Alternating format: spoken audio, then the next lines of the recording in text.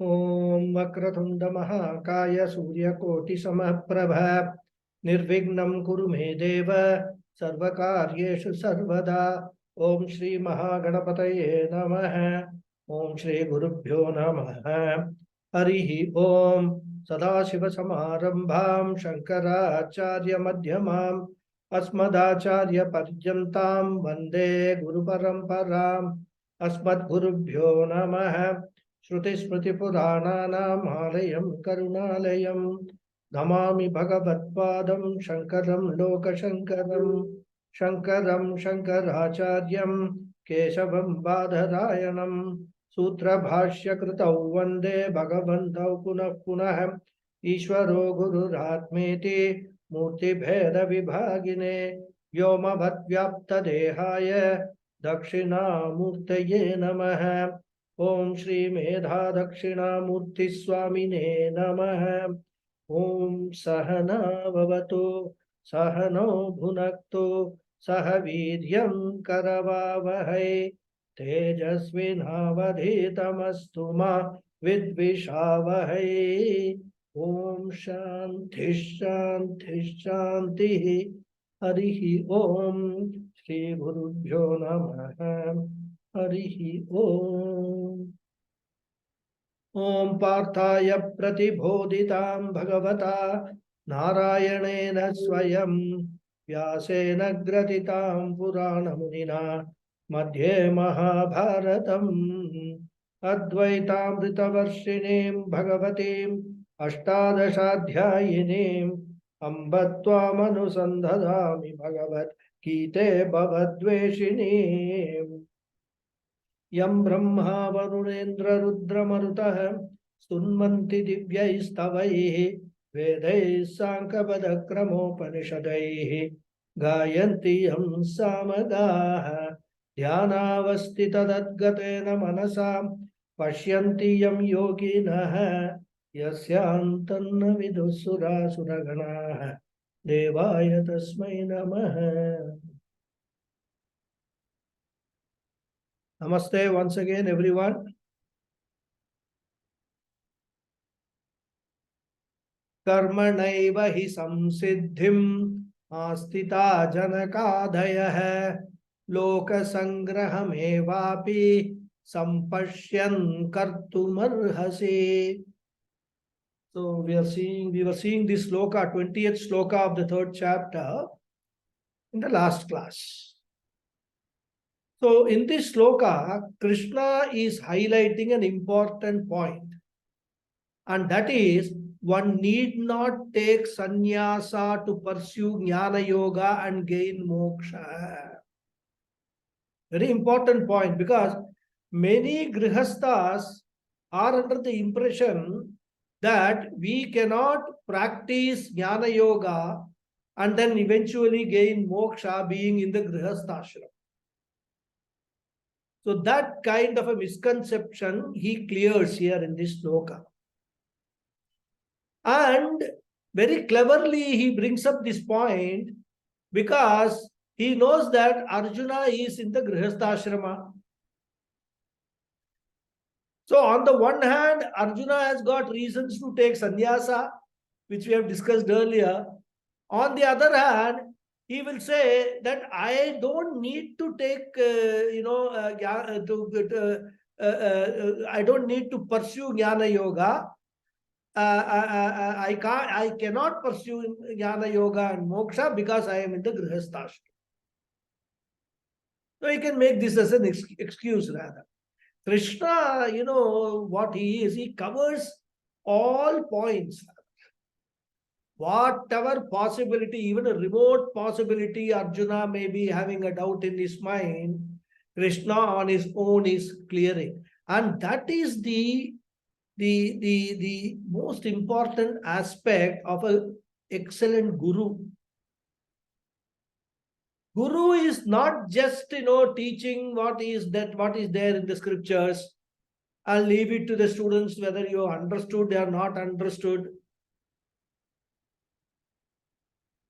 But a good guru is one who can actually read the student's mind what all doubts different students may have when I say something, and a good guru will clarify all that during the course of his teaching itself.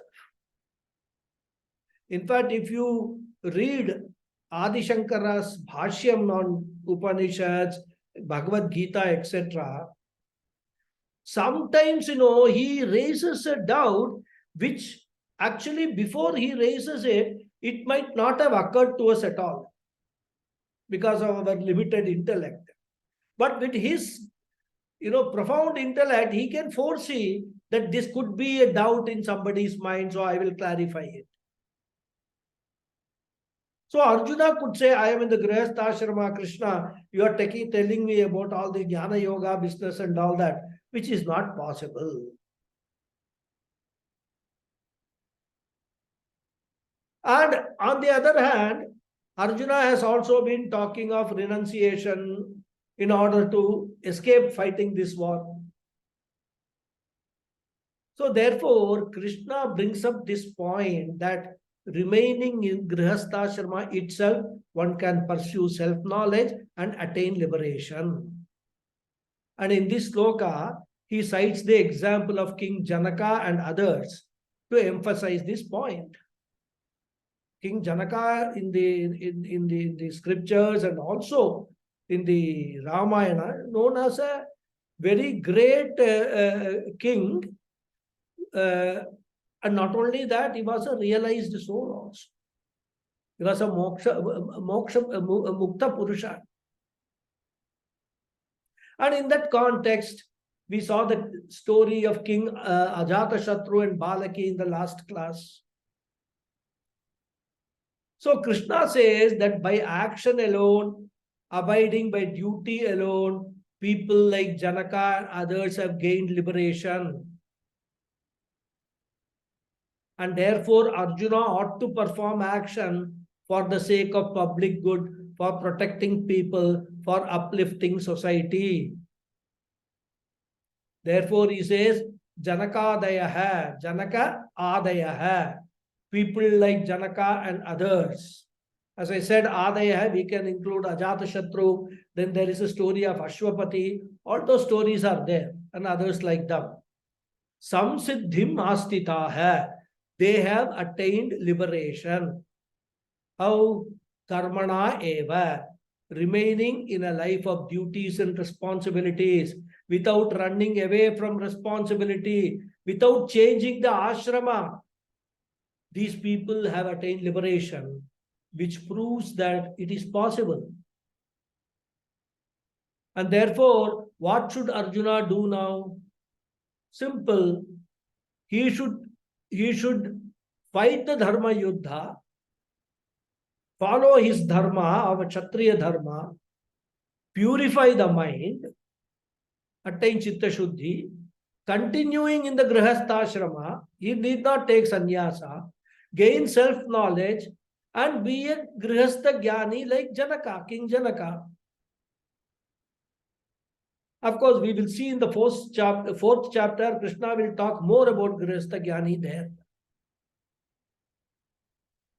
So with this example, Krishna tries to give confidence to Arjuna and also to all of us. Because we also are facing the same problem like Arjuna, right? All emotional trappings pulling us from all the sides. So Krishna gives confidence that Karma Yoga is possible, Jnana Yoga is possible, Moksha is also possible, remaining in the Grihastha Ashrama. Of course, as compared to Sannyasa Ashrama, doing all these things in the Grihastha Ashrama is a much greater challenge. No doubt about that. It's not going to be easy. But it is not impossible also. That's what we have to understand, we have to realize. And we have to actually motivate ourselves. Because whoever comes to Vedanta, who has been a family person, initial stages, when you listen to all these things, Karma Yoga, Jnana Yoga, detachment, and all these kind of things which you have probably just heard, never understood. This feeling is that I cannot do it, it is beyond me. It's a very natural feeling. As I told you in the last class, even I have questioned one Swamiji from Chinmaya's mission, that this is all possible only for sannyasis, not for grihasthas like that. But that was 12 years ago. And today, if you ask me, I will say that I will go with Krishna. It is possible. It is difficult, extremely difficult. It is possible. Because even though you may resolve, but people around you, especially your close family people, who have no clue about what all these things are about,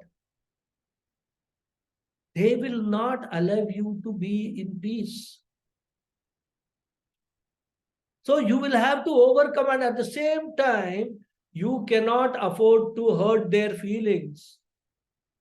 Because if you have a sannyasi state of mind being in the grihastha, one of the important aspects of a sannyasi state of mind is ahimsa. So you cannot hurt anybody's feelings also, but at the same time, you will have to manage their demands. You may have to explain to them certain things in a very nice manner. So it's not going to be a very sannyasa ashrama, nothing, no explanation, nothing, there is nobody. You don't owe anything to anybody, nobody owes anything to you. That's it. But grihastha is not like that. So it is difficult. But Krishna wants to point out that don't become diffident, Arjuna, just because looking at all the difficulties. So you can certainly do it. So with this example, the topic of Karma Yoga is over. That is the first line of this sloka. Now from the second line of this verse, Krishna is changing into another topic. And we should know a brief background of this new topic.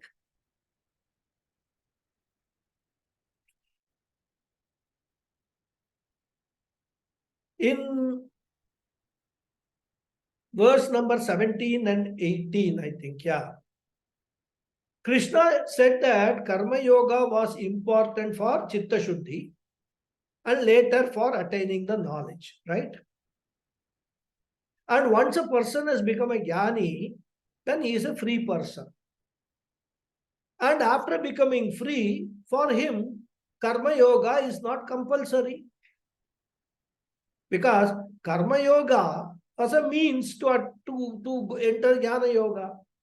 And any means is relevant only until the end is accomplished. Once the end is accomplished, the means employed is no longer required.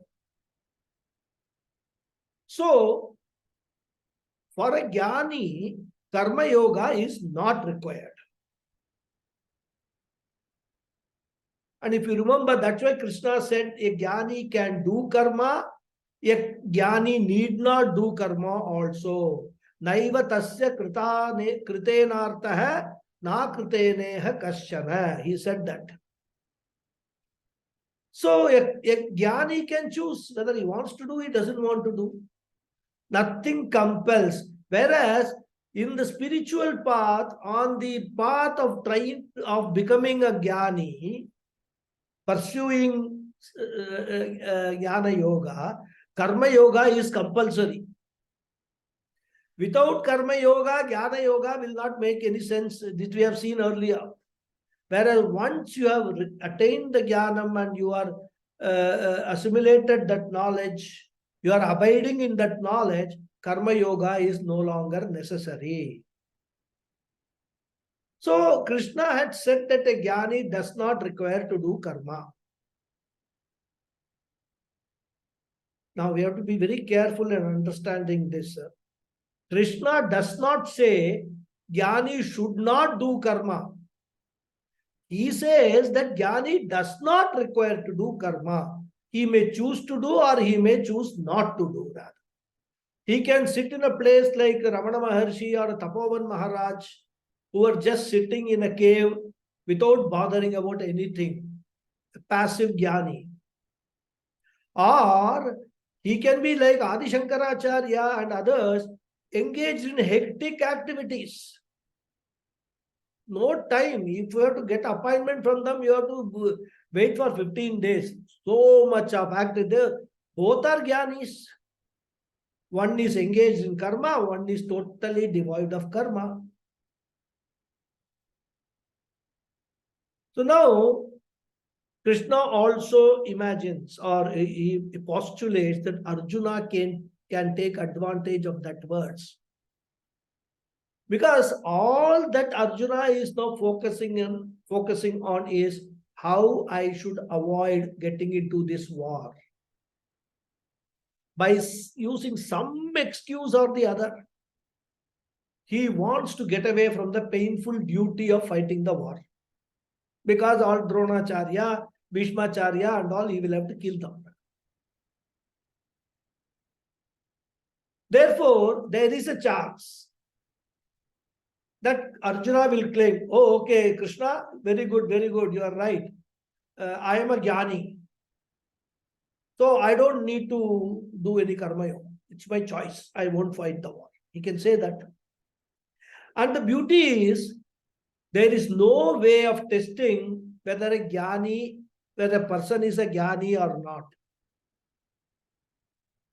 Jnanam cannot be tested in a laboratory with a tester. And jnanam is also like physics, chemistry, that you give a test, 100 marks and all that, and multiple choice questions and all. You can't test a person's jnanam.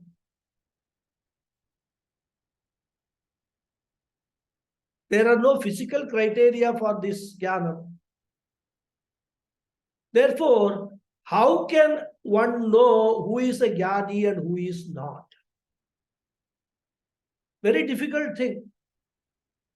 From the dress, can we make out a jnani?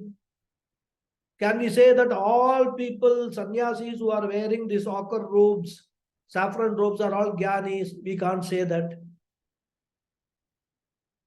Because we will come across ajnani sannyasis also. Okay, suppose somebody has got a long beard, like Puja Swamiji used to say.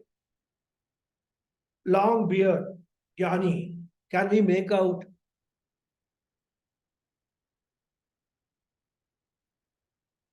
If a long beard can be a criterion for a jnani, then no lady can become a jnani. They will have to get some makeup man to bring long hair.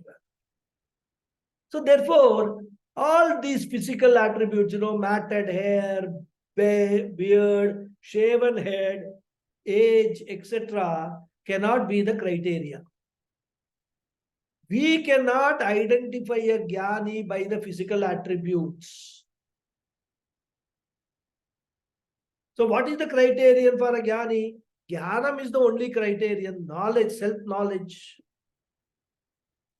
And the jnanam is sitting within the intellect. It is not physically visible. We have no way of knowing a jnani. Only a jnani will know whether he is a jnani or not. Because he only knows whether he has knowledge or not, and whether if he has a knowledge, whether he has assimilated that knowledge and whether he is abiding in that knowledge. And what is that knowledge also, other people who are not jnanis will not know. At least another jnani will know that this is the knowledge. If I acquire this knowledge, I am a jnani. But he will not know whether another person has got that knowledge, whether he is abiding in that and whether he is a jnani or not. So a jnani will not know a second one. Therefore, making use of all these things, Arjuna can claim that he is a jnani, and then he can say that since I am a jnani, I do not require to do karma for purification because I have already accomplished the end. Therefore, I will go to Rishikesh and set up an ashram like all other Swamijis have done, many other Swamijis have done. Or he may give some reason or the other rather, right? So anticipating such an argument from Arjuna, Krishna says, Arjuna, even if you are a jnani, you have to continue your duties. And that is why in the first line he gave the example of Janakadaya. Janaka and all are jnanis, we come to know from the scriptures. Upanishad say Janaka was a jnani. Even though Janaka himself, if we actually look at the Brihadaranyaka Upanishad, where he is having, conversation with Yajnavalkya and all that, Janaka himself is so humble. He says that this is all what I know. Oh Acharya, oh Guru, please tell me whether I know everything or whether there is something more to be known. That is again, a jnani's, one of the indications of behavior is humility. A jnani will not become arrogant, oh, I have got self-knowledge. I am one of the very rare people in this universe.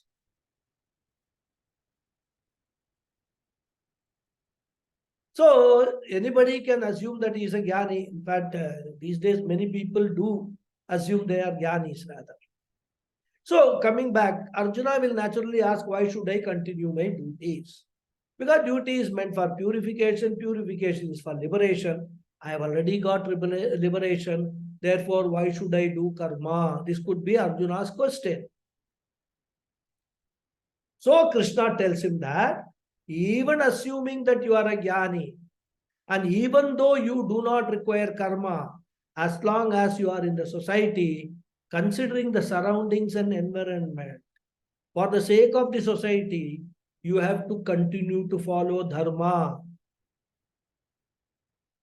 You do not follow or you do not perform karma for your sake, for your benefit, but you have to do karma for the benefit of the society, for the welfare of the society, for the upliftment of the people, guiding the people to lead a dharmic life. And because you happen to be in the society, you will have to do that. And therefore, he tells in the second line, Loka Sangraham eva api samparshyan kartum arhasi. Considering the desirability of the welfare of the society, Loka Sangraham means welfare of the people. For the sake of the well-being of the society, the upliftment of the society, Arjuna needs to do his duty and fight the war. Working for the betterment of the society is called Loka Sangraha. So Arjuna, at least for that purpose, you have to do that, do your duty.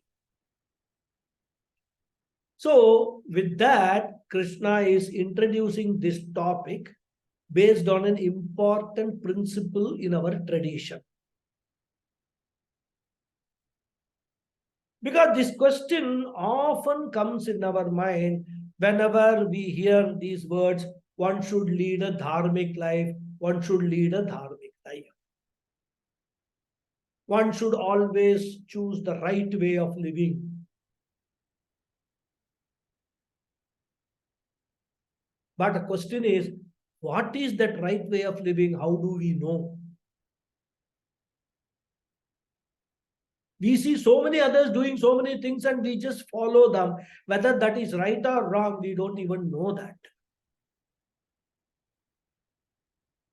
And knowingly or unknowingly, we may be doing all the wrong things and gaining more and more papa, which if not in this janma, it is going to impact us in the future janmas. Therefore, it is important that in whatever we do, we must first find out whether it is right way of living or right way of doing things or not. Whether it is dharmic way of living. So to know what is dharmic way of living, we have got three sources. resources in our culture.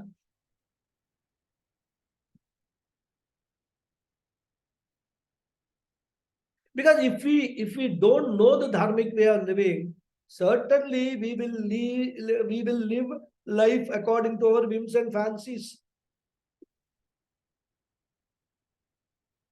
We can call it a freewheeling life. What is a freewheeling life? Do whatever you like doing in the name of freedom. That is what is becoming to our society now. In the name of freedom, people are doing everything rather. It has become licentious life. Purely a life led by raga and dvesha, likes and dislikes. A person leading such a life is called prakrita purusha, an unrefined person.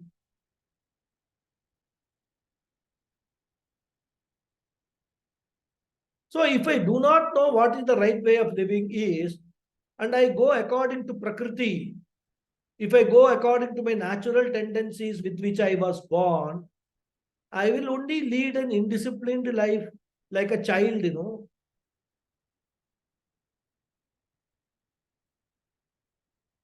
eating at any time, sleeping at any time, doing everything on the bed itself.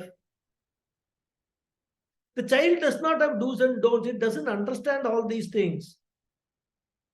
It is a raga dvesha based life, which is called prakrita life.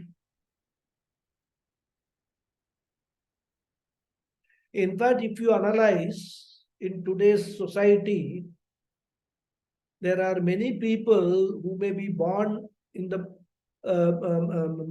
Brahmana Varna or Kshatriya Varna or Vaishya Varna, but they are all leading a Prakrita life only, a indisciplined life, which is the hallmark of a Shudra. Anybody who lives an indisciplined life can be categorized in the Shudra category, irrespective of his birth. This is the state where the child is born, right?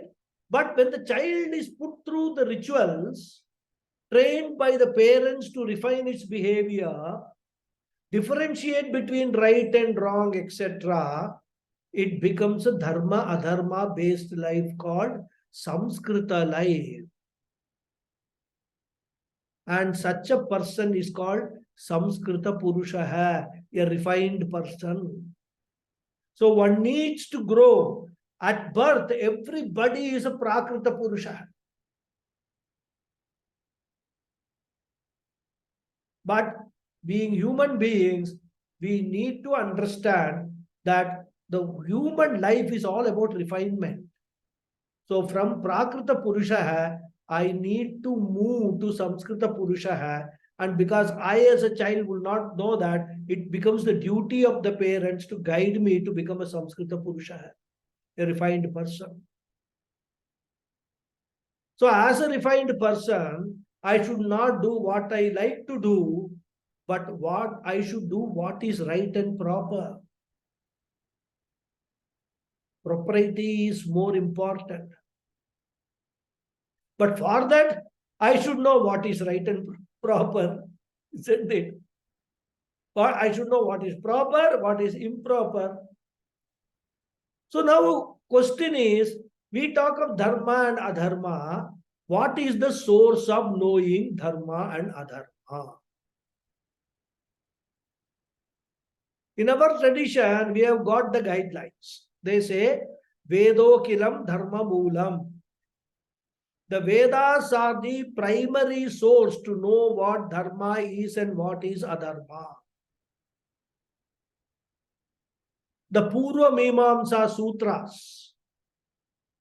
Purva Mimamsa Sutras means analysis of the contents of the Karma Kanda of the Vedas, Karma Kanda portion of the Vedas in Sutra form. Mimamsa means analysis. And these sutras, they begin with Athato dharma jignasa, which means now we are going to analyze what is dharma, proper way of living.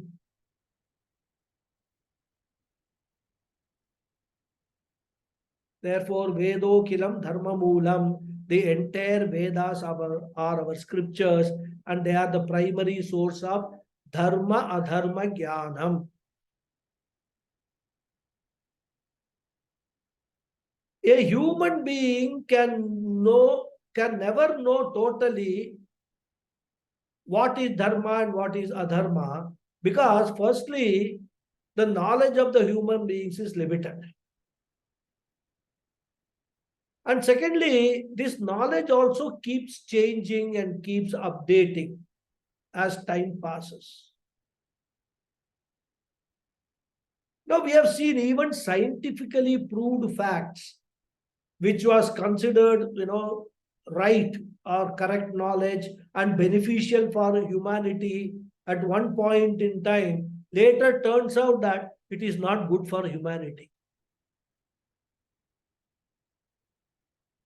Therefore, science cannot be a source to find out what is right and what is not right, what is dharma and what is adharma.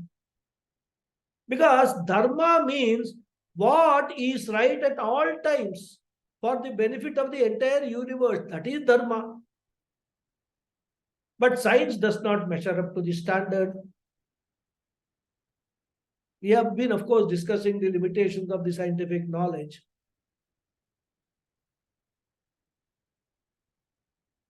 Swami Paramatmananda gives an example. One person got a Nobel Prize for proving something. Then his son got a Nobel Prize for proving exactly the opposite of what his father had proved. Both got Nobel Prize. Therefore, what we say Veda, which is supposed to be a revelation from the Lord, is the primary source. It's a definite source, a source which we can rely upon for eternity, for knowing what is dharma and adharma. And this Vedas we call Shrutihi. So Shruti becomes the primary source for knowing what is dharma, adharma. Then we talked about the second source of knowledge, which is called Smritihi.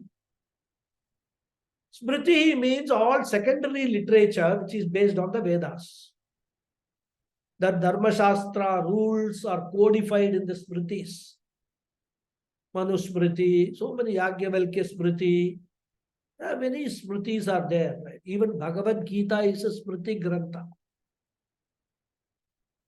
But there is a limitation so far as the Smriti Granthas are concerned. The rules in the Smriti Granthas were set at a particular point in time in the past. Many rules which were valid 100 years ago, we are not able to follow in today's context. And Swami Paramatmananda gives a very beautiful example. He says, one rule says that the bathroom in a house should be 50 feet away from the house where we live. This is a rule. It is a Dharma Shastra rule, right way of living. Because this rule ensures that a hygienic atmosphere is there in our living space. But now in metros, the whole house itself measures 20 by 20. How can we have a bathroom 50 feet away? So if we try to apply that rule now, we will have to go to the neighbor's house only for meeting our bathroom needs. Therefore, many of the Dharma Shastra rules we cannot follow because the society is changing. Then what should we follow? This is where all the confusion comes. For this, we require a set of people who understand the spirit of the Shastras and interpret it appropriately according to the times. And those people who study, assimilate, and interpret should be objective people, informed people, and who should be interested in the welfare of the society.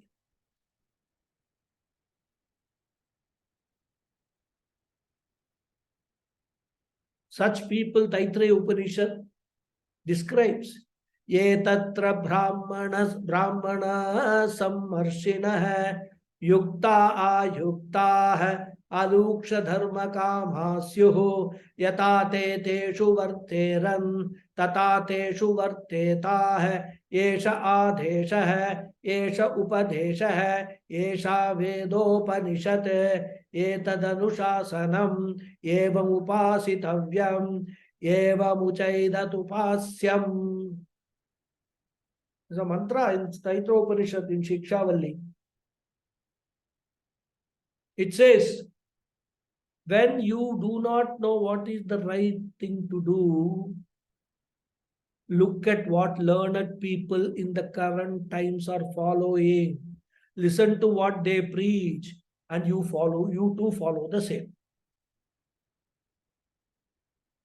As I said, this occurs in Shikshavalli, and this is a guru giving parting advice to students who are passing out of the Gurukula. He gives lot of how the students entering into the society after Gurukula Vasa, maybe of 10 years, 12 years, they have been totally away from the society. So the Guru gives them advice how they should go, how they should lead their life going forward. Therefore, the Dharma Shastras also give provision for this, saying that if there is any doubt or adaptability issue on the Dharma Shastra, reach out to learned people of the times, take their words as final. But the moot question is, who is the learned person of the time? That has to be determined. But we must appreciate how our Vedas have been conceived by Bhagawad. Vedas are not rigid. Bhagavan, while giving out the Vedas, understood that scriptures have to be flexible enough and therefore gave freedom for human beings to interpret it according to the times. But this interpretation has to be done by people who have no personal axe to grind, no hidden agenda. Otherwise, what they will do? They will interpret the Shastra to their advantage. And our experience is that this has happened in the past and continues to happen even now. Therefore, one needs to be very careful to sift through all the so-called gurus and find a genuine guru, not a self-styled guru who comes up with some ulterior motive. Therefore, the guru should not be a beneficiary of the guidance he gives. Therefore, the second source of knowledge is called smritihi. And the third source of knowledge is called shishta acharya. The way of life led by responsible members of the society, the elders, the cultured people, the informed people. They are called shishta. Shishta again means refined. Shreshta, sishta. They themselves have been refined by their elders and they have followed such a way of life, and therefore they can serve as models for dharma. All these models, the live role models in the society, they are called shishta. And acharya means the way of life. And shishtacharya means the way of life of the live models, responsible people, informed people, refined people. Now the question is, of these three sources of knowledge, which one is most powerful? Veda teaches dharma, primary source. Smriti, the secondary literature, like even it includes Ramayana, Mahabharata, Bhagavatam, Puranas, all other Smriti Granthas we can include. They are all secondary literature. They also teach dharma, and live role models in the society who are role models for dharma shastra and not for anything else, role models for something else, no, only dharma shastra, also set the standards of dharma in the society at any given point in time. So these are the three sources which are available to us. Of these three, the third one is the most powerful teacher, because Shrutihi and Smritihi are in written form, they are in Sanskrit, one has to depend upon some translation, and they are all cold words. We can hear them, it has got only audio effect. Because if you say Rama was an embodiment of Dharma, we don't see Rama. I don't see Vibhishana, I don't see Lakshmana. But the role models I can see, with whom I can relate to in the society that I live, they will give me an audio visual effect. They have got a better impact on the society. And therefore, Krishna wants to emphasize here, Shishtachara hai. Krishna calls them Sreshta Achara hai. Sreshta hai, as I told you, Shishta hai, Sreshta hai, mean the same thing. Those people who are superior ones. So now who are these Shishtas or Sreshtas? For every individual or a child, the first and foremost powerful role model during the formative years are the parents, especially the mother. Mother's role is so important for the growth of the child, you can't even imagine, rather. During the formative years, the mother has the maximum influence over the child. Even according to the psychologists, right from pregnancy, when the child is still in the mother's womb, the mother's thoughts influence the child. This we also believe, and psychologists have proved it now. Our Shastra says this. It says that the child can sense in the womb whether it is welcome or not. And that is why in our culture, we give extreme importance to the mother's physical health and also emotional health, most importantly, during pregnancy. We tell the would-be mothers to keep occupied their minds with some, nice things, some beautiful things, slokas, thought of Bhagawad, always.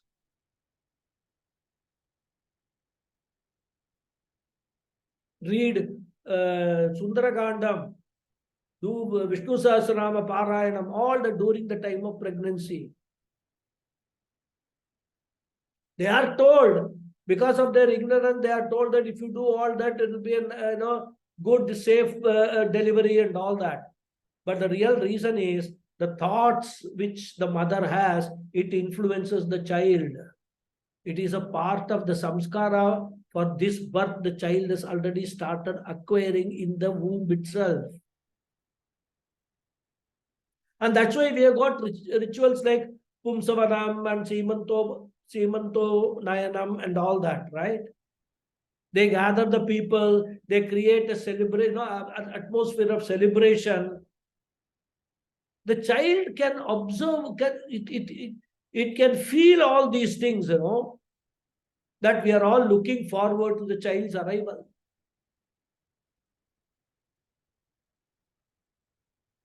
It's in the child understands all this and all this welcome feeling and feels positive about it. And then when the child is born, what the mother does, what the parents talk to each other, what the parents think, etc. The child. Okay, good. So as I was saying, the child is born, what the mother does, what the parents talk to each other, what they think, what their conversation, All this the child can grasp, even though it may not know what they are actually speaking, because of it doesn't know the language. It can sense the atmosphere. And that's why we have observed at times that when there is a heated exchange between the parents, we have seen toddlers wailing in protest. They don't like that kind of heated atmosphere rather. Therefore, the first model is the mother, and the next model is the father. Mata, Pita. So then the next model is the Guru. There is somebody who's not muted. Let me see. Yeah, okay, thank you.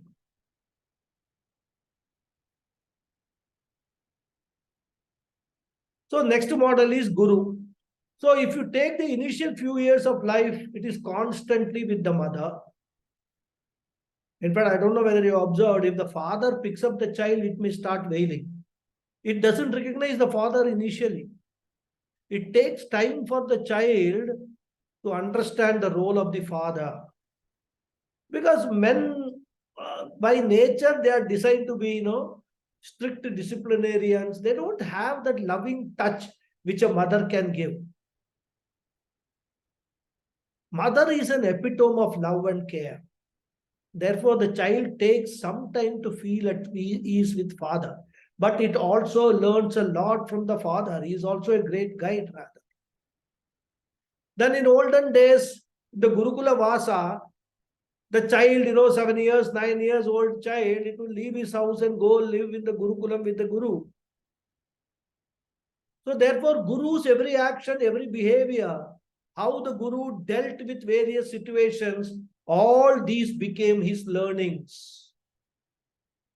In fact, one action on the part of the Guru became equivalent to an hour's verbal advice, rather. And that's why in Brihadaranyaka Upanishad, it is beautifully said, a person grows into a mature human being if he has gone through 3 ideal relationships. Matra Sambandha, next is Pitru Sambandha, and the next is Acharya Sambandha. All this I told you, in Brihadaranyaka, there's a beautiful section, Janaka Yagyavalkya Samvadham. Sage Yagyavalkya visits King Janaka's court and says that I wish to hear what your teachers may have taught you, O King Janaka. Then King Janaka narrates what various teachers have taught him about Brahman and wonders whether the teaching was proper and complete or not. For this, Sage Yagyavalkya says that Janaka need not have any doubt, because if one who gives out the teaching is the one who has gone through these three ideal relationships, his teaching will be true and complete. Therefore, role model number one is mother, role model number 2 is father, and role model number 3 is the Acharya. And there is a role model number 4 also, who is the king, the ruler of the country. In those days, kings were also the role models, or people who set examples. Unlike these days, arts of politicians, sports persons, film stars, etc., have become role models, and that is why our society is like this, role model for children especially. But those days, the kings who were Sreshtas were also considered as role models. Because the role models must be responsible people and well respected in the society. A mother should be a responsible mother. If a woman cannot shoulder the responsibility of motherhood, she should decide not to become a mother. That will be much more honesty to yourself. rather than becoming a mother and cursing the motherhood throughout her life, spoiling the life of another human being. Similarly, the father also must be responsible. Guru also must be responsible. The ruler, the king also must be a responsible king. And Krishna is implying all these things to make Arjuna realize that whether he likes or not, he is an important member of the society. Arjuna is a very popular person. He is an all-rounder, great archer, a great powerful person, also a very handsome person. He can dance, he can sing. He has even gone to heaven and conquered the devatas, enemies. And he is such an all-rounder and well-known person. Whatever he does, the society is waiting to follow. And Arjuna is looked upon as a role model. But unfortunately, what happens? Human nature is such that we always follow the wrong things because it is easier. I'm talking about these days. I'm not talking about olden days. For example, and this example is quoted by Swami Paramatmananda, Sage Durvasa. We have all heard the name of Sage Durvasa. He has done so many wonderful things. But whenever his name crops up, we remember only what? Durvasa's anger. And if somebody is angry and say, why are you angry? That person will say, oh, if Durvasa Rishi can be angry, why can't I be angry? He justifies his anger. Another example he quotes is Sage Vishwamitra, who has given us the Gayatri Mantra. But whenever we take Vishwamitra's name, what comes to our mind is not the Gayatri Mantra, but him getting seduced by Menaka. So, it is human tendency. We are waiting to follow the wrong thing. Therefore, very strong, powerful role models are required to put us on the right path. And therefore, Krishna points out, Arjuna, you bear an extra responsibility. One wrong move by you, the entire society will be misguided. And therefore, he wants to emphasize Shrestha Acharya in these verses. And next verse, he talks about this, right? 21st verse. Yadyata charati shrestha tad devetaro janah sayad pramanam kurute lokastadu tad anuvartate. The Anvaya of this sloka is Yat shrestha acharati itarah janah tat eva. We can supply acharati. Saha yat pramanam kurute tat lokah anuvartate. We'll first see the word meaning. Of course, we have seen the whole implication of the sloka. We'll see the word meaning and just add some more, see some more points. Yat, whatever. Shrestha, an important person, a superior person, a role model. Acharati, does. Itaraha janaha, every other person. Tat eva, those actions alone, we can again supply acharati. Saha, he, yat pramanam kurute, whatever standards he sets, tat, that, lokaha, the world of people, anuvartate, they follow. So, whatever an important person, a superior person, or a role model does, those actions alone, every other person does. Whatever that person sets as standards or standards of conduct or action, the world of people follow. This is the sloka, and we will see the details of the sloka in the next class. Okay, stop here.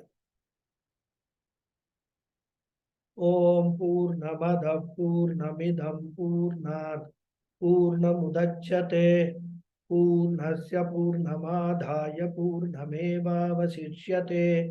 Om Shanti Shanti Shanti. Harihi Om Sri Gurubhyo Namaha. Harihi Om. Thank you all very much. Namaskaram, Guruji. Namaskar. Hari Om Guruji. Thank you, Hari Guruji. Om Guruji. Hari Om Guruji. Thank you, Guruji. Thank you. Thank you.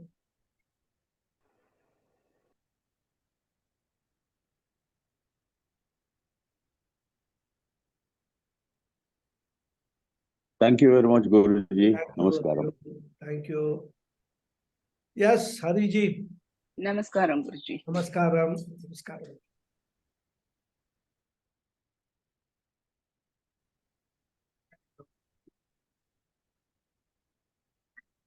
This is regarding, can you hear me? Yeah. Guruji, we were talking about the Jnani. The Jnani, he doesn't have to, he is not obliged to do the karma. So, but when you are talking about the prarabdha karma, regardless whether he is a Jnani or a karma yogi, he still will have to do his prarabdha karma. Yeah, but if the prarabdha karma, see, we do karma for two purposes, right? Huh? I couldn't hear you. Karma is done for two purposes. Yes, Guruji. One is karma on which we have no control over it, which is the prarabdha karma part of it. Yeah. Another type of karma we do using our free will. Yeah. Yeah. That is the karma yoga part of it.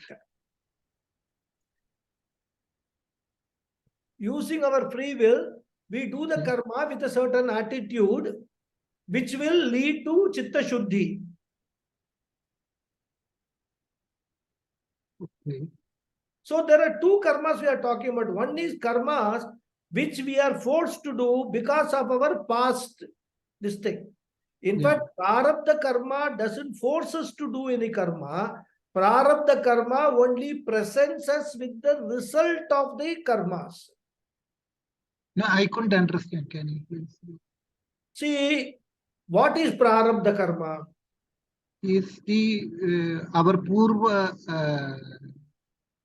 karmas continuation, that whatever we have done? No. Prarabdha karma is experiencing the results of the purva karma. Yeah. Correct? Prarabdha karma does not force you to do any fresh karma. It only presents you with situations, happy situations or unhappy situations.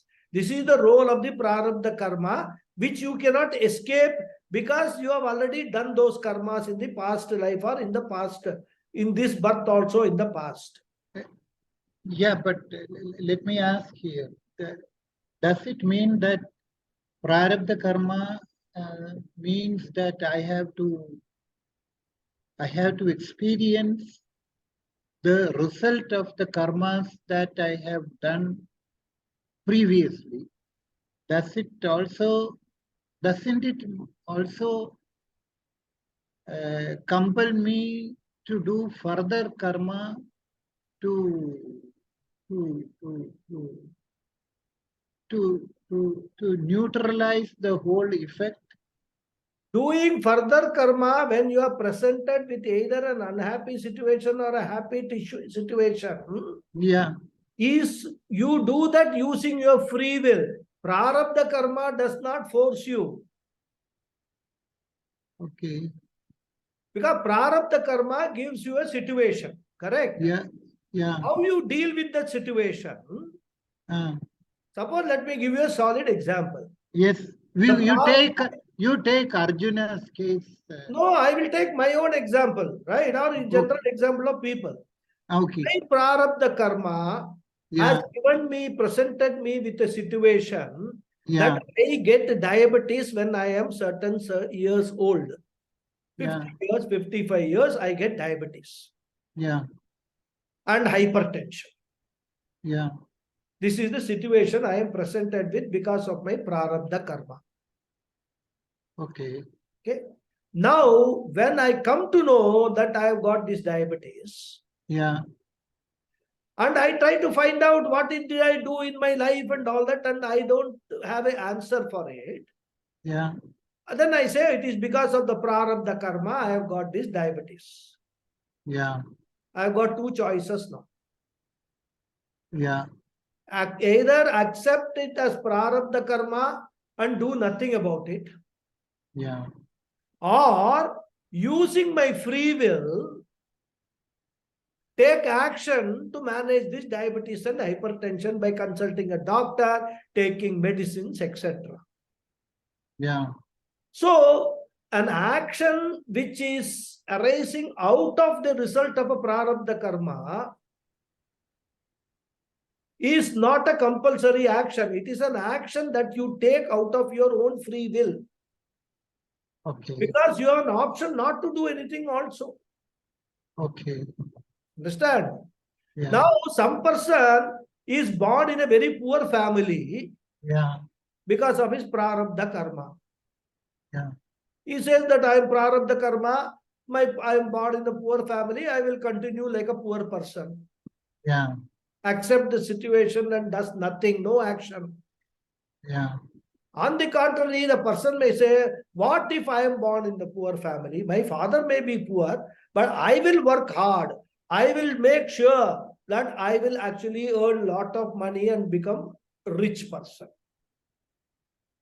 That action, that karma that he does has got nothing to do with the prarabdha karma. It is a fresh karma he is going to start doing now in this life because of a situation presented by prarabdha karma. Understand that? The difference between the two?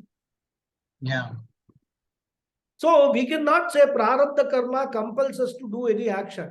Prarabdha karma does not compel us to do any action. It gives a choice whether we want to act on it or we don't want to act on the situation. That's all.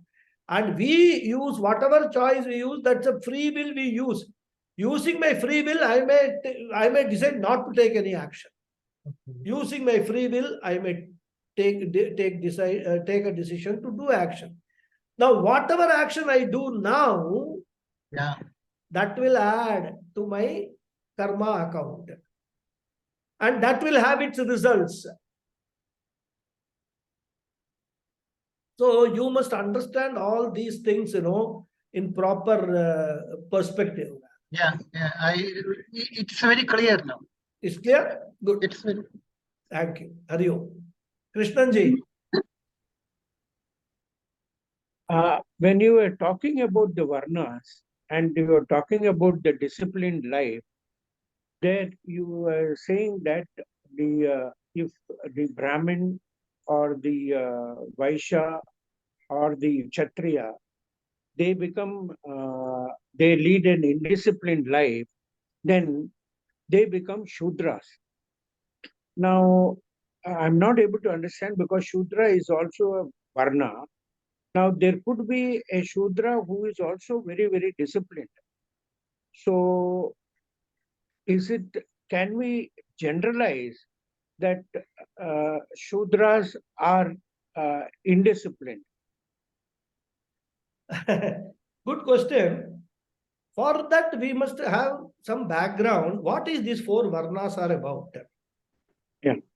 Today, these Varnas are being, this Brahmin, Kshatriya, Shudra, Vaishya, these terminologies are being used based upon the family in which a person is born. Right? Yes.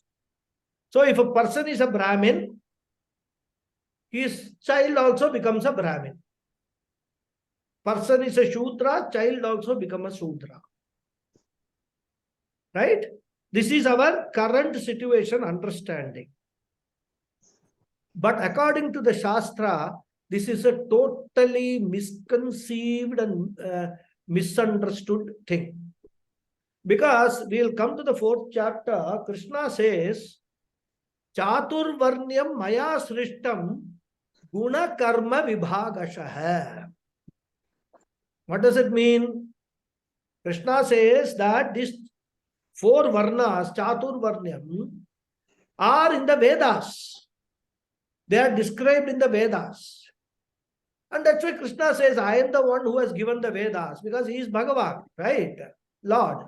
So, Maya Srishtam, I have created this Chaturvarnyam, 4 varnas, based on what? Guna Karma Vibhagashah. Based on the guna, the character of a person, and karma, based upon the work that he undertakes. He doesn't say guna karma janma vibhagashah. So, interpreting these 4 varnas on the basis of the birth of a person in a particular family is absolutely a totally wrong interpretation. Unfortunately, there are not too many people who can explain all this to us. That's why Bhagavad Gita, when we study, we understand all these things. Now, what does Krishna mean? A person, and also in there is another sloka, Janmana Jayate Shudra. Everyone at the time of birth is a Shudra.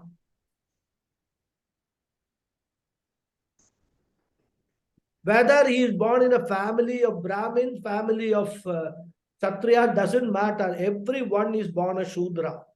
And that is why indisciplined life, the child's life, 0 to 5 years, you observe a child's life, totally indisciplined life. So, Shudra as such is not a caste. Unfortunately, all this mischief done by Britishers and all that, we also don't try to learn on our own.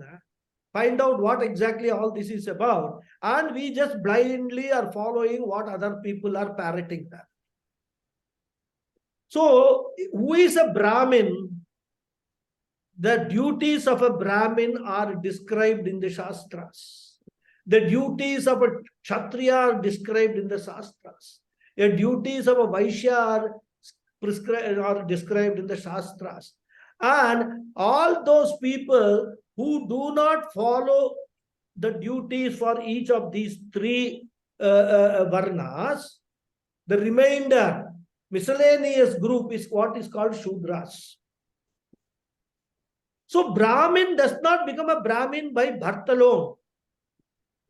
A person, for example, Dr. Ambedkar, who is supposed to have been a scheduled caste. We can say Dr. Ambedkar, because of his karma, because of his guna, was a Brahmin.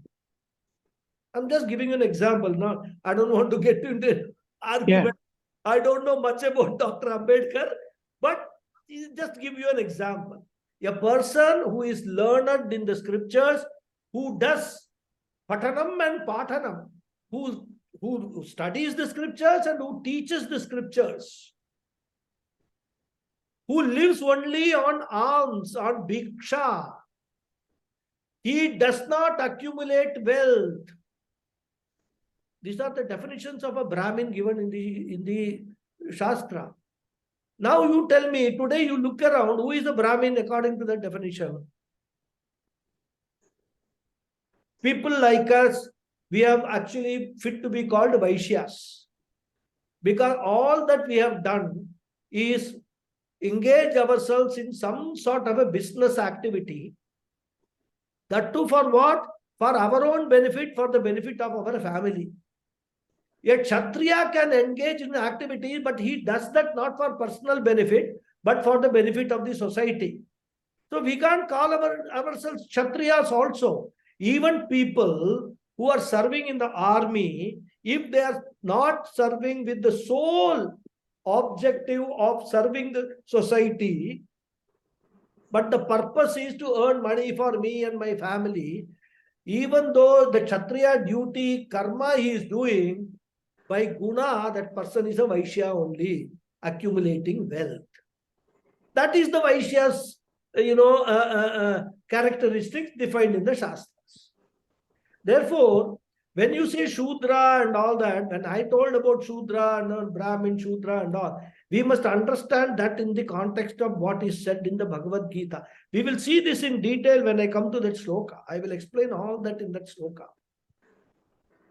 So therefore, we must not get unnecessarily misled by these nomenclatures of Brahmin, Vaishya, Shudra and all.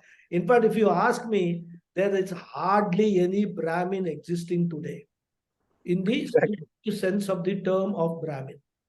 Exactly. No, sir, there are no Brahmins. You wear one puno, you become a Brahmin. I mean, nothing doing. In fact, this is supposed to be worn by Brahmanas, Vaishyas and Shudras. No, and Kshatriyas.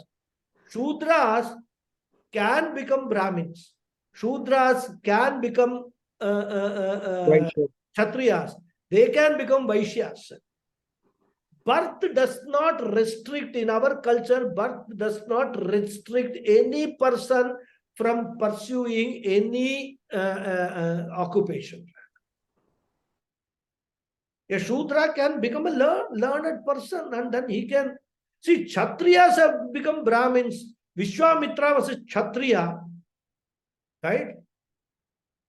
And he had a fight with Vedavyasa, not Vedavyasa, sorry. Forget. Vasishta. He had a big fight with Vasishta over Kamadhenu cow. Then ultimately, when he understood from Vasishta that the power that Vasishta possesses over the Kamadhenu is because of his tapas. So this Kshatriya king went and he did tapas. Guruji, we lost. We lost for some time. Oh, which one? Where was I? Anybody? I think just before you talked about this Kshatriya, I mean, that Kamadhenu thing, before that we lost. So the story is that Vasishta had a cow called Kamadhenu. Yeah. Vasishta was, this Vishwamitra, his name was Kaushika, King Kaushika. Yeah. So he built large army, he landed at Vishwamitra's kutir, ashram, and he wanted to feed, thousands of soldiers. So he told Vasishta, can you feed them? He said, no problem, please ask them to sit. I will just serve them in a few minutes. And he found that all the soldiers were served fantastic food. Then this Kaushika king became very, curious. How did this fellow Vasishta did this? So he went and asked Vasishta, how were you able to, did you know that we are all going to come and that you had prepared everything ready and all that? Sorry, hello, can you still hear me? Yes. So Vasishta said, no, I have got this wonderful cow Kamadhenu. It will give me anything at any point in time which I ask. So it is Kamadhenu which has given you all these things. Then he said, you give me that cow. Because with that I can remove all, poverty from my country. All people I can feed and all that. Vasishta said, I don't mind giving you, but you go and ask Kamadhenu whether it is ready to come with you or not. So he went and asked Kamadhenu. It said, no, I am not coming. Then Vasishta told, it will not come like that. Because of my power of tapas, this Kamadhenu is with me and it is serving me. So it will go only with that person who has got the power of tapas that I have. Because Vasishta was a Brahma Rishi. Right? So a Brahma Rishi is there, he will go with. So Kaushika took a vow, he went and he did tapas. After tapas and all, that's how he gave the Gayatri mantra to the world. And he became a Brahma Rishi. Then he came back to Vasishta and, told him, I have done this and all. Vasishta then accepts that, yes, you are a Brahma Rishi. You will be revered as a Brahma Rishi in this world. And you have done a wonderful thing given this Gayatri mantra. The world till it exists will chant this Gayatri mantra for their own benefit, for the benefit of welfare of the mankind. So this is Vasishta's, Vasishta Vishwamitra's story. So there, a king, Kshatriya king, can become a Brahma Rishi. So this Brahminhood is not reserved only for, people who are born in Brahmin families and all that. Anybody can become a Brahmin. Anybody can become a Kshatriya also. So we must be very clear in our mind when we talk of Brahmana, because I know, of course, since you know Tamil, I will be say, Cho, produce Yenge Brahmana. Ama. I used to say, we must produce Yar Brahmana. Who is a Brahmin? That is the question we should ask. And we should bring the scriptures and say that based upon these criteria, 10, 5 or 10, whatever his number is. Now see everybody whether they fit into this Brahmin criteria or not. You will not find anybody today, not a single person. Even the so-called priests who call themselves Brahmins and all that, what they are all Vaishyas only. They are earning money for their family and for their future generations only. Vaishya job only. Today 99% are Vaishyas. Everybody, or the remaining are some Shudras are there. They don't do anything, but they are happy to serve others. Because Shudras, one of the duties is who serves the other three Varnas, they are Shudras. They don't do anything on their own. And whatever they get for that, they will do their living. They don't have a saving. The Shudras, as I told you, indisciplined, lazy people, Tamo Guna Pradhana people, Shudras. So anybody who is Tamo Guna Pradhana in your family, you can call him Shudra. Always sleeping, not brushing teeth. I'm saying it because I've seen my own children doing all this.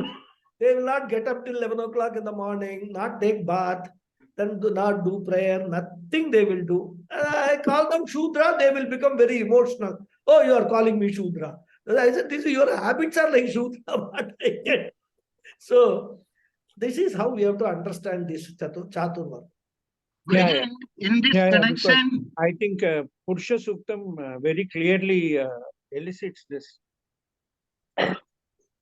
Guruji, in this connection, even Dronacharya, though he was a Brahmin, but he became a Kshatriya. Kshatriya. Dronacharya was a Brahmin, became a Kshatriya. I mean, if we look at our Itihasas and Puranas, we will get enough examples of this, conversion of the Varnas rather. I wouldn't call conversion of the Varna, moving from one Varna to another, because these Varnas were not strict, boxes. You cannot move. Only today we have made it like that. Exactly. So, exactly. What we have to look at is Guna and Karma. Based upon that, we can say a person is a Brahmin, a person is a Kshatriya, a person is a Vaishya, a person is a Shudra. Guruji, in this connection, I would like to make one comment. Even I don't know whether this is the right forum to make that comment. See, people like Mahatma Gandhi, with utmost respect to him, they all played a key role in making this type of caste division,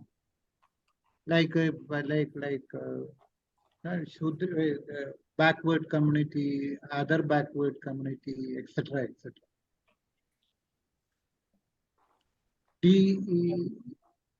If we look, even the very fact that we became colonial, we became a colony of others because of people like many people who misused our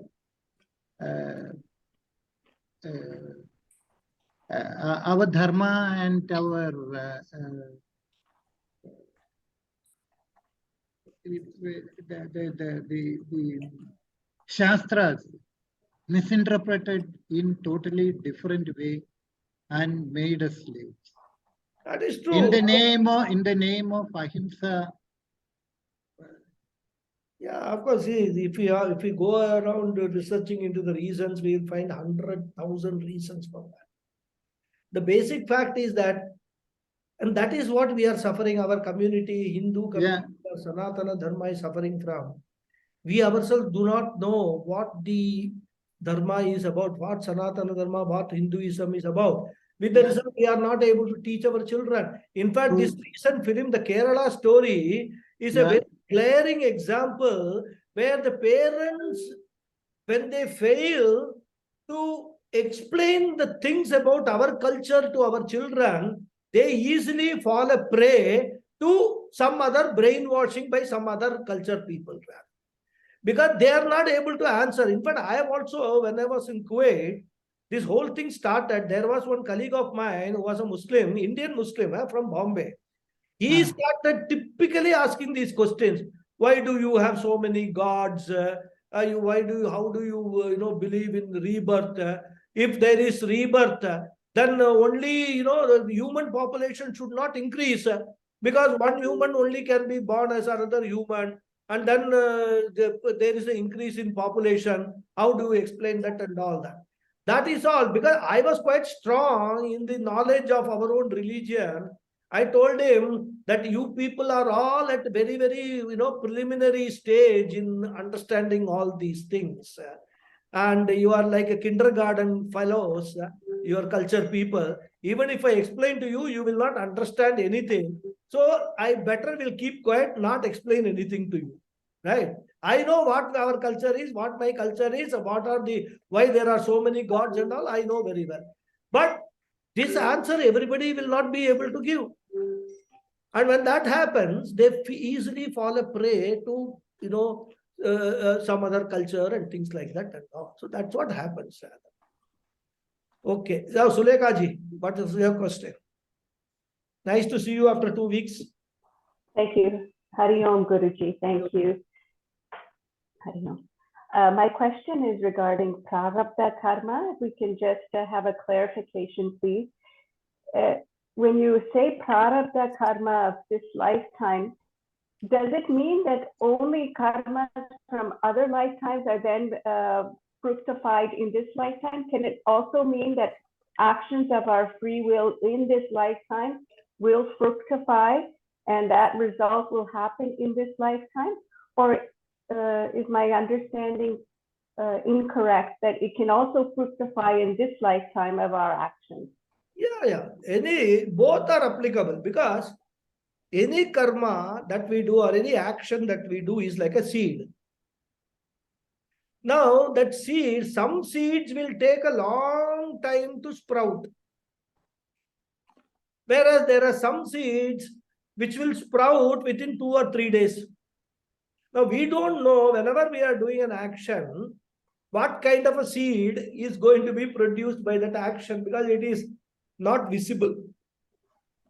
So depending upon that, whatever situations that we face or are presented to us in this life could either be the results of the karmas in the previous janmas fructifying now, or the results of the karmas which we have done earlier in this life which are fructifying now. Both could be possible.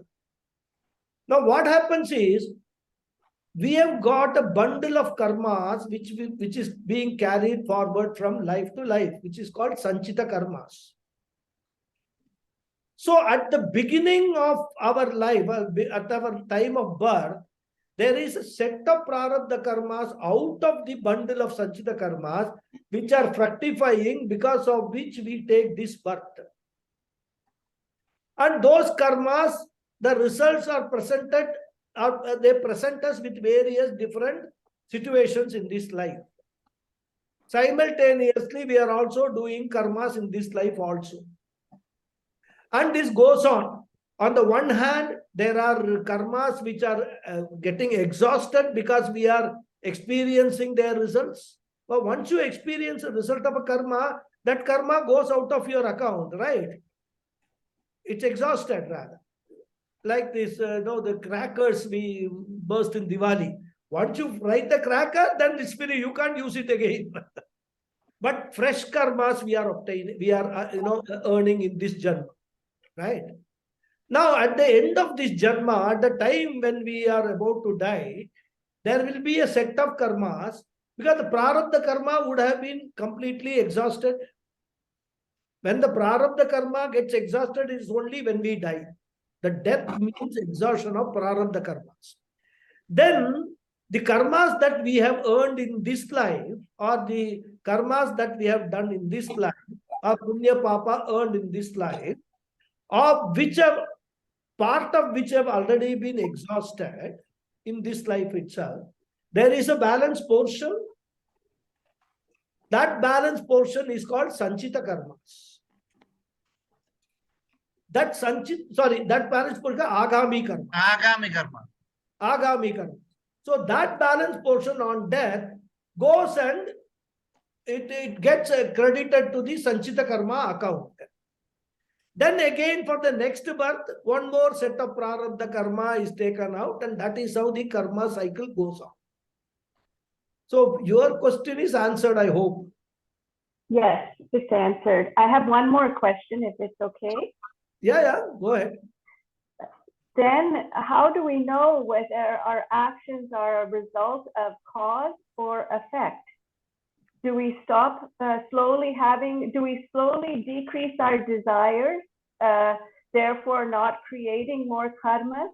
And if so, is that the process that you have mentioned many times of chitta shuddhi, where we slowly decrease our ego, our desires, our wants, and then that balance sheet, as you mentioned, of prarabdha, sanchita, and agama slowly dwindle to zero, rather than continually getting rid of a few, but adding a few more, getting rid of a few, adding more and more. So that then continues that cycle of birth and rebirth and death over and over again. Understand? So why do this papa and punya arise? Because of our action. Actions done with raga and dvesha only give rise to papa punya. Actions which are done with karma yoga attitude, the selfless actions, nishkama karma, they don't give rise to papa and punya. So if you come to know this secret and then continue all your actions as nishkama karma, then whatever you have earned till the time you were not aware is only there. No fresh things are getting added to your karma account, right? And suppose you feel that there has been some a lot of negative karmas earlier, so you have to suffer a lot of things. If you want, you can do more punya karmas in this. Gain more punya so that your karma account gets balanced. So these choices are all there with you. You can do punya karma, you can do nishkama karma, so that you gain more and more in the positive side, and thereby neutralizing whatever the negative effects of the past karmas are there. So then using prayers and things which I have explained earlier also in earlier classes, you can certain prarabdha karmas which are actually presenting or a potential to present an unpleasant situation, their effect can be mitigated to some extent by these prayers and things like that and all. So that all those actions, if we continue to do in this life, then leave it to, because we can't control the past. What we have done in the previous, we can't control. But the easiest way is work towards jnanam and get liberated. End of story. All karmas gone. That is the best solution. Thank you, Guruji. Okay, Hari Om. Thank you, Guruji. Hari Om. Thank you so much. Guruji, I just wanted to summarize and get summarization from you. So that way, that is the difference between a jnani and an ordinary man. Yes. Both have to face prarabdha karma. Yes. Both have to face prarabdha karma. Yes. But because Atmagyani need not do any work, need not do any karma. So he doesn't have a agami karma. He will not accumulate agami karma. Correct. Whereas an ordinary man accumulates agami karma and again goes into the cycle of karma. Correct. So this is the difference between the two. That's what you explained. Correct. Right. Yeah. Okay. Understanding is absolutely correct. Yeah. Thank you, Guruji. Hari Om. Thank you. Okay, no more questions. So we'll stop here. Continue next Saturday. Hari Om. Thank you. Hari Om. Thank you, Guruji. Thank you.